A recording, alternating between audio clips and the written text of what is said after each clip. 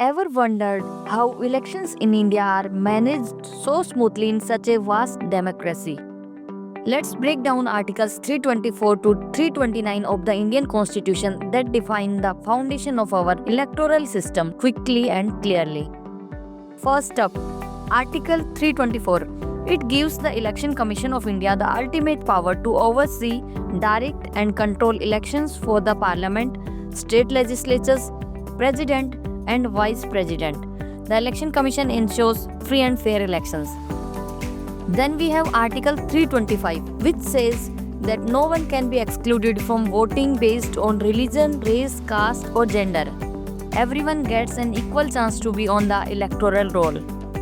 Article 326 introduces universal adult suffrage.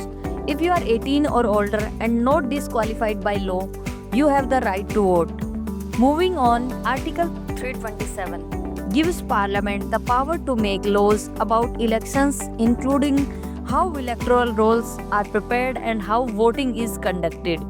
Similarly, Article 328 allows state legislatures to make their own laws for elections as long as they don't conflict with the Parliament's laws.